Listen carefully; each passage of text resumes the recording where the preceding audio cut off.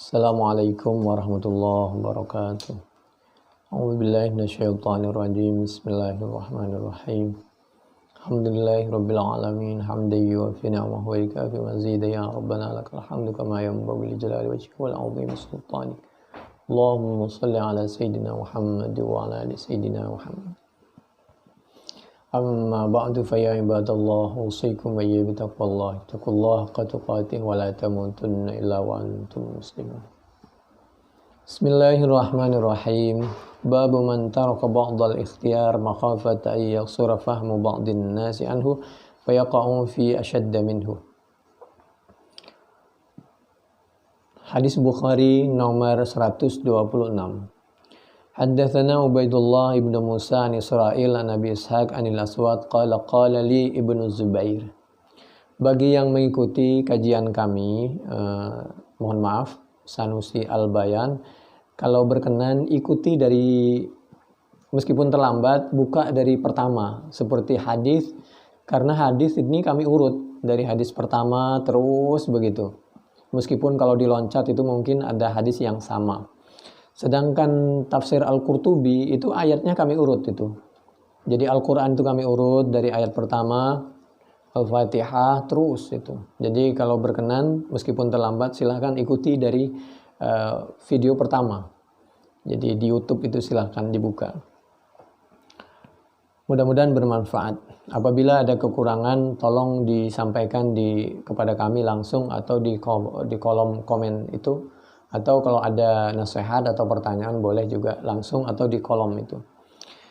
Namanya manusia pasti, apalagi kami yang sangat bodoh, pasti banyak kekurangan atau lupa atau tidak sengaja.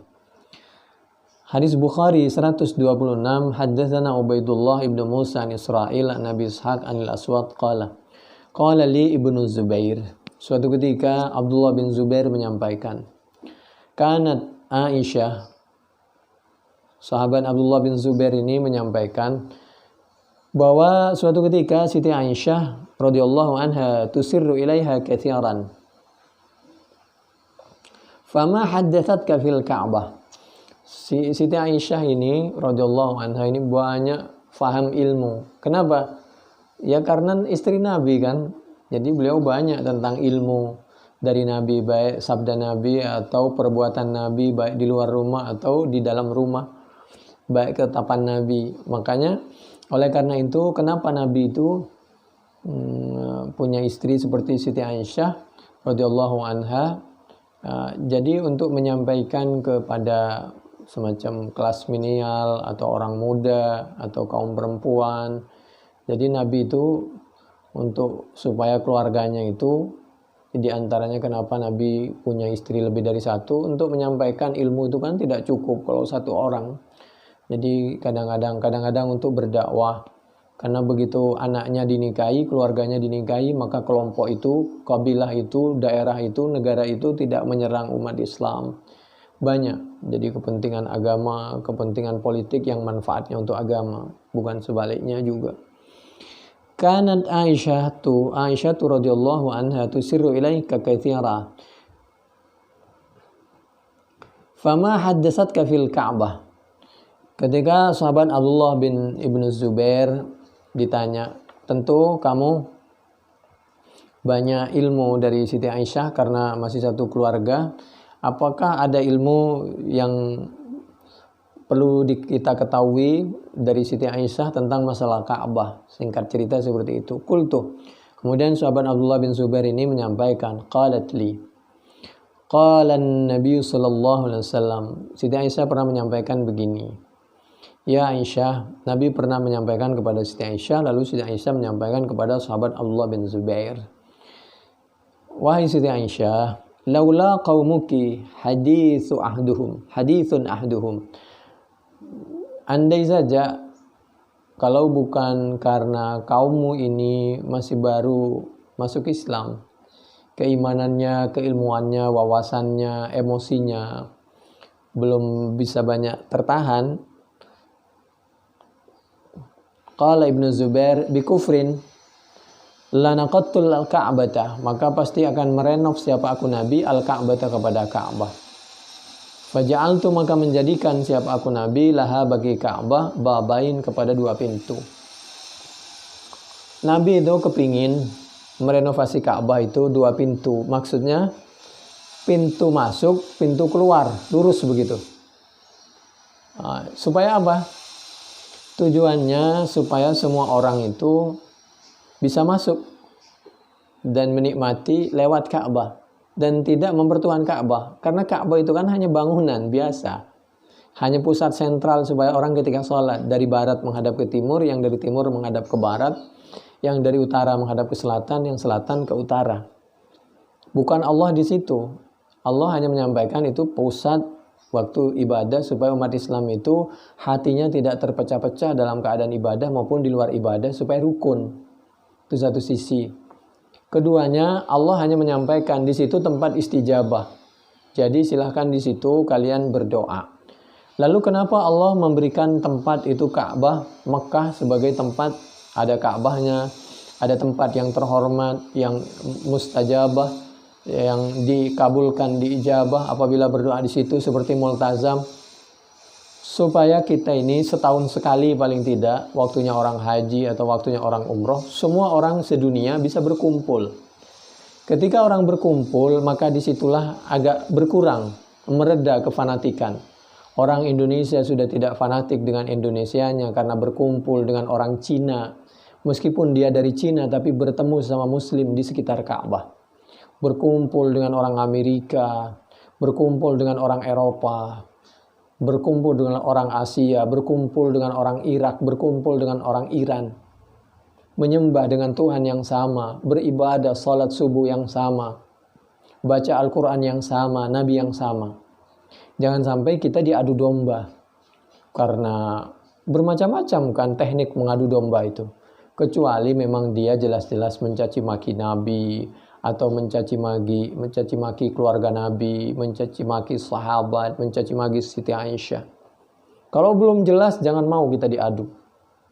Orang dulu itu sampai azan saja untuk mengadu, mencaci maki seseorang, lalu dibalas ya, bahwa yang dicaci maki itu tidak seperti yang di dalam caci makian itu. Makanya ada orang yang menuduh azannya negara ini berbeda dengan azan. Jangan mau diadu domba sampai kita yakin betul dan tahu betul apa maksudnya keberadaan atau sebab-sebab kejadian itu. Pertama, kita harus menilai bahwa sesama anak bangsa, sesama makhluk Allah. Yang kedua, apabila kita tidak bisa menghargai seseorang karena perbedaan agama, maka hargailah sesama makhluk Allah. Kalau kita tidak bisa rukun dengan dasar ya ayyuhalladzina amanu, karena kita bukan sesama satu iman, tapi rukunlah karena sama-sama ya ayyuhan nas. Kita ini sama-sama manusia, sama-sama ciptaan Allah. Jadi jangan ada celah untuk kita saling bantai, saling bunuh. Kecuali kalau mereka membantai, membunuh, mencelakakan kita. Hidup sekali, jangankan manusia, hewan saja, semut saja, tumbuh-tumbuhan, ikan saja tidak boleh itu dizalimi. Kecuali ikan diperlukan untuk konsumsi, selebihnya haram. Demikian juga sayur segala macam. Sama-sama makhluk ciptaan Allah, makhluk hidup. Jadi kembali lagi, supaya apa? Kita ini mudah berkumpul di suatu tempat dan kita rukun dan kita bisa merasakan apa yang dirasakan saudara kita di seluruh dunia. Apabila ada umat Islam yang dia terzalimi, dia miskin, sulit, kelaparan di suatu negara di Afrika, maka kita wajib merasakan apa yang dirasakan oleh mereka, sehingga kita saling berdoa, saling membantu. Itulah yang diabadikan di dalam Al-Quran akhir surah At-Taubah. A'udzu billahi minasyaitonir rajim. Laqad ja'akum rasulun min anfusikum azizun 'alaihi ma 'anittum. Azizun 'alaihi ma 'anittum. Nabi itu merasakan apa yang dirasakan oleh semua umat ini. Azizun 'alaihi ma 'anittum. Oleh karena itu, bagi orang yang biasa maulid, biasanya baca itu kan. Kenapa? Supaya kita begitu ingat Nabi, ingat sama perjuangan Nabi, ingat sama sifat bagaimana Nabi bisa membantu. Bahkan perbedaan agama tidak membuat kita menghalangi kita membantu orang lain. apabila orang itu butuh bantuan kita dan tidak merugikan kita, tidak menyakiti kita. Kita membantu huk-huk saja bisa masuk surga, apalagi manusia. Kecuali kalau mereka mencelakakan kita, lain lagi. Faja'altu lahu babain. Aku kepingin Ka'bah itu 2 pintu. Jadi pintu masuk, pintu keluar lurus begitu. Sehingga orang semua bisa masuk pintu Ka'bah. Bisa menikmati masuk ke dalam Ka'bah. Kalau orang sekarang kan hanya pejabat tertentu, apalagi untuk kepentingan politik biasanya. Untuk mempengaruhi suara umat Islam, ketika mau pemilu biasanya masuk ke Ka'bah. Begitulah. Dan Nabi kepinginnya pintu tidak seperti sekarang tinggi, pinginnya di bawah. Kenapa dibuat tinggi? Karena dulu itu hanya raja tertentu yang boleh masuk, makanya ditinggikan pintunya. Nabi kepingin di bawah supaya orang-orang biasa pun bisa masuk. Begitu, sama saja sekarang. Andai saja umat Islam ini rukun dan teratur, ada solusi, mudah-mudahan pada saatnya ada solusi. Itu bisa cium semua Hajar Aswad. Tapi nggak bisa, harus berebutan. Ciumnya sunnah, Hajar Aswad, kita rebutan, menyakiti orang lain, jadi haram. Coba kalau antri, lalu ada waktu, ada jamnya, kalau dimungkinkan. Batu itu menempel dengan sesuatu, dekat dengan sesuatu yang terhormat, jadi terhormat. Itulah Ka'bah. Kulit menjadi kulitnya Quran dicium. Ya, sama hukuk jadi Ashabul Kahfi, temannya pemuda Ashabul Kahfi, menjaga, membantu perjuangannya Ashabul Kahfi. Huk-huk itu bisa masuk surga. Masuk surga duluan. Astagfirullah, dijamin masuk surga itu huk-huk, diabadikan di Quran. Nah kita ini belum pasti nih, karena kita belum tahu nih meninggal dalam keadaan husnul khotimah apa. Tapi insya Allah husnul khotimah. Jadi Nabi menyampaikan, ya Aisyatu, laula qaumuki hadithun ahduhum. Ini sebagai pelajaran bahwa kita berdakwah itu mesti bertahap. Tidak harus menilai sesuatu itu seperti kita. Jadi Nabi pun berdakwah karena melihat ini umat belum waktunya Ka'bah diturunin, dibuat 2 pintu. Maka oleh Nabi, ini Nabi Muhammad SAW nggak diturunin oleh Nabi. Khawatir terjadi fitnah. Orang belum kuat. Demikian juga kalau kita punya anak atau punya apa saja, tidak langsung kita hitam di atas putih harus begini. Tidaklah. Ada dunianya anak-anak. Ada juga tahapan dan lain sebagainya. Ada dunianya murid anak TK, anak SD. Tidak bisa kita harus, Masya Allah, dijadikan seperti malaikat begitu. Ya bertahap lah. Awalnya ya air susu. Lalu ya bubur, lalu setelah itu barulah masuk semua. Dan aqattul Ka'bah faja'altu laha babain. Khomer juga begitu, bertahap kan. Kenapa sih itu anggur yang mestinya, demikian juga kurma yang mestinya dipakai untuk sesuatu yang bermanfaat, kok dipakai untuk memabukkan? Itu anggur. Anggur kan sehat tuh anggur. Lalu Allah bertanya itu pertama langkah untuk mengharamkan khomer itu. Karena khomer dulunya dibuat dari air anggur. Dijadikan toa, dijadikan sampai berubah dan memabukkan itu. Sama dengan air tape, kalau dibuat lama itu bisa memabukkan itu, kerasnya. Lalu setelah itu baru disampaikan bertahap sampai 4 kali. Faja'altu lahu babain, babu yadkhulun nas. Ini bisa dibaca babun, bisa menjadi baban, menjadi badal dari babain. Yadkhulun nas, masuk siapa di sini babun. Babun masuk, yadkhulu masuk, an-nas siapa manusia. Wa babun dan satu pintu lagi yakhrujuna keluar siapa mereka manusia. Fa fa'alahu Ibnu Zubair.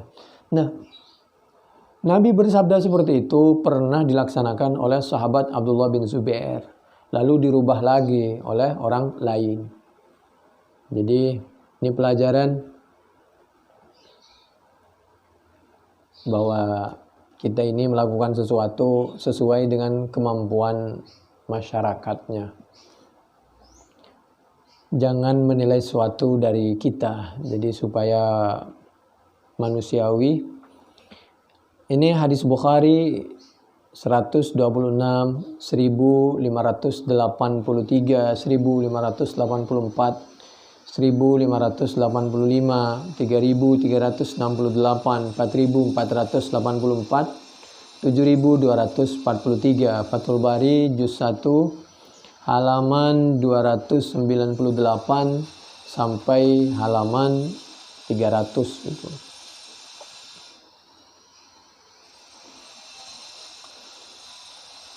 Barangkali sampai di sini dulu. Wallahu alam bissawab.